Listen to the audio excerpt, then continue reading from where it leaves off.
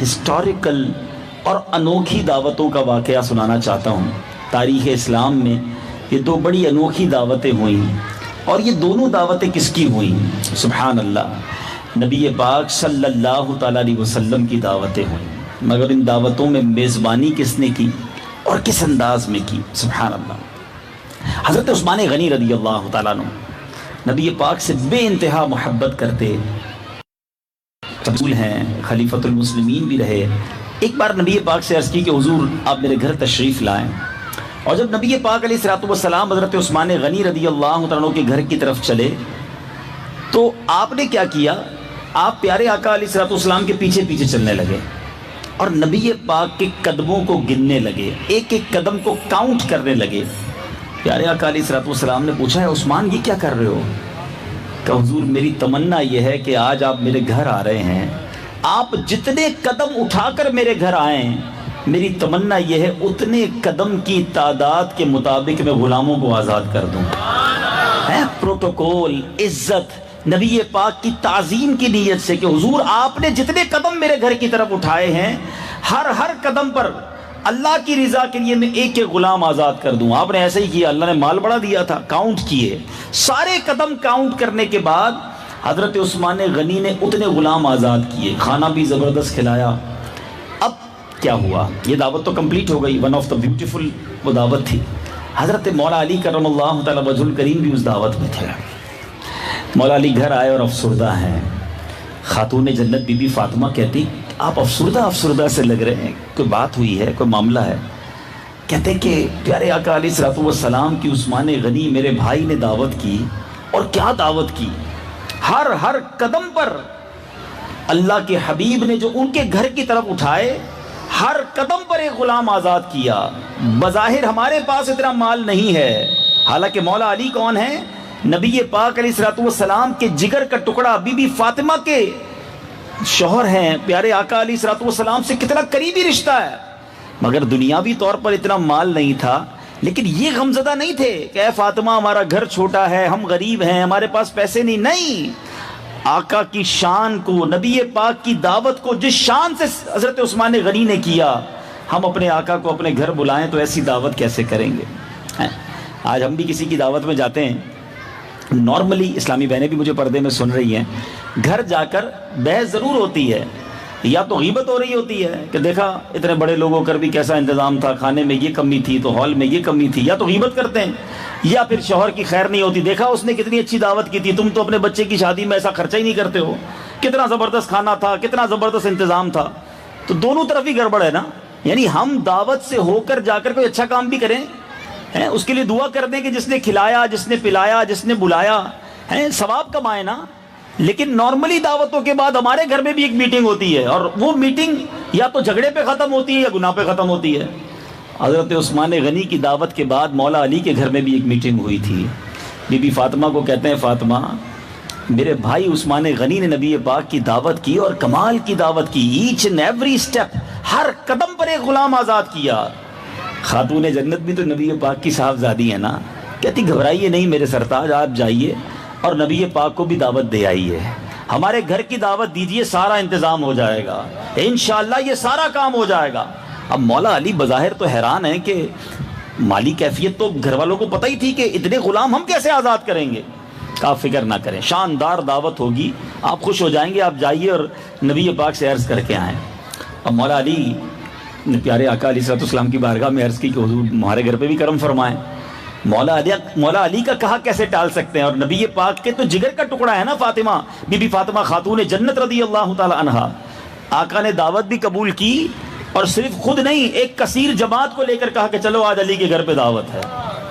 اچھا ادھر حال یہ تھا کہ گھر میں کھانے کو بھی کچھ نہیں تھا، ایک جماعت، ایک پورا قافلہ نکل پڑا ہے مولا علی کے گھر دعوت پر، اور وہاں کھانے کو بھی کچھ نہیں ہے، مگر خاتون جنت کا توکل دیکھیں، خاتون جنت کا نبی پاک سے پیار اور اللہ کی رحمت پر مان دیکھیں۔ خاتون جنت نے پتہ ہی کیا کیا؟ آپ نے جب نبی پاک آ گئے، صحابہ بھی آ گئے، تو اب انہوں نے ہنڈیا تو چولہے پہ چڑھائی خالی، اور سجدے میں گر گئی، کہتے ہیں اللہ دعا سنو، آج تیری بندی نے تیرے حبیب کو اپنے گھر بلایا ہے، اے اللہ آج میری لاج رکھ لیجیو، کھانے کو کچھ نہیں ہے مگر مولا تو غیب سے آج کھانے کا انتظام فرما دے۔ یہ دعا مانگ کر جب ہنڈیا، خالی ہنڈیا چولہے پر چڑھائی گئی تو اللہ کی رحمت کا دریا ایسا جوش میں آیا کہ اس رزاق مطلق نے بالکل پلک جھپکتے میں ان تمام ہنڈیوں کے اندر، ان تمام برتن کے اندر جنت کے کھانے بھر دیے۔ اچھا اب صحابہ کرام بیٹھ گئے، دسترخوان بچھایا گیا، کھانا سرو کیا گیا۔ ذرا غور کرو یہ کیسی دعوت تھی۔ کھانا کھایا تو سارے صحابہ حیران، ایسا ذائقہ پہلے کبھی کھایا ہی نہیں تھا، ہر چیز کمال کی، عجیب خوشبو، عجیب لذت۔ نبی پاک مسکرا رہے ہیں، آقا تو سب جانتے ہیں۔ آقا علیہ السلام مسکراتے ہوئے صحابہ کرام سے پوچھتے ہیں تم جانتے ہو کہ یہ کھانا کون سا کھانا ہے، یہ کہاں سے آیا ہے؟ تو صحابہ کرام نے عرض کی کہ حضور ہم تو نہیں جانتے، ہم تو ظاہر دعوت میں آئے، مولا علی کے دسترخوان پر بیٹھے ہیں۔ آقا نے فرمایا یہ کھانا رب نے جنت سے بھیجا ہے، یہ جنتی کھانا ہے جو تم کھا رہے ہو۔ اب ایک شرط تو پوری ہو گئی نا کہ کھانا اچھا ہو گیا، زبردست، ایسا کھانا کدھر سے ہوگا، جنت سے کھانا آ گیا۔ مگر ابھی وہ کنڈیشن باقی تھی جو مولا علی کی تمنا تھی کہ ہر قدم پر ایک غلام آزاد کیا گیا تھا۔ بی بی فاطمہ پھر سجدے میں جاتی ہیں، اللہ کی بارگاہ میں عرض کرتی ہیں یا اللہ حضرت عثمان غنی نے تیرے محبوب کو اپنے گھر بلایا تھا اور مالک ہر قدم پر ایک غلام کو آزاد کیا تھا، اے اللہ تیری بندی فاطمہ میں اتنی استطاعت نہیں ہے، اے خدا بند عالم تو نے جنت سے کھانا تو بھیج دیا، اب اپنی بندی کی لاج رکھ لے، اور تیرے محبوب نے جتنے قدم ہمارے گھر کی طرف اٹھائے ہیں اے اللہ ہر قدم کے بدلے تو محبوب کی امت کے گناہگاروں کو جہنم سے آزاد فرما دے۔ پیار بھی کیسا، ہم امتیوں سے، خاتون جنت اللہ سے دعا کر رہی ہیں ہم گناہگاروں کے لیے۔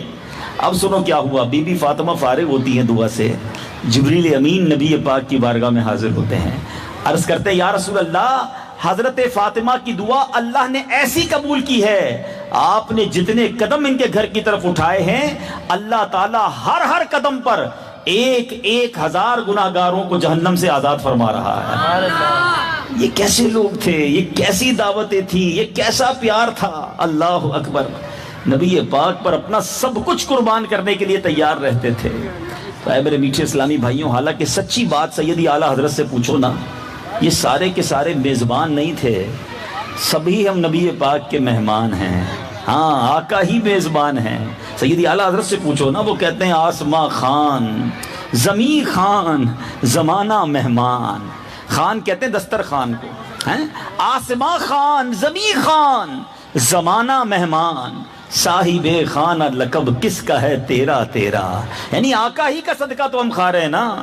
پنجابی شاعر کہتا ہے نا، 10 گل کی خزینے دی ساری دنیا خاندی ہے خیرات مدینے دی۔ میں اور آپ جو کچھ کھا رہے ہیں، پیارے آقا کی وہ حدیث ہے نا، اللہ کے حبیب فرماتے ہیں، اس کا مضمون ہے کہ رب عطا فرماتا ہے اور میں تقسیم کرتا ہوں، رب ہے معطی یہ ہے قاسم، رزق اس کا ہے کھلاتے یہ ہیں۔ تو بہرحال ان روایتوں سے جہاں نبی پاک سے صحابہ کرام کی والہانہ محبت کا پتہ چلتا ہے، وہاں ایک اور بات سیکھنے کو ملتی ہے کہ میزبان کو مہمان کا کتنا خیال رکھنا چاہیے۔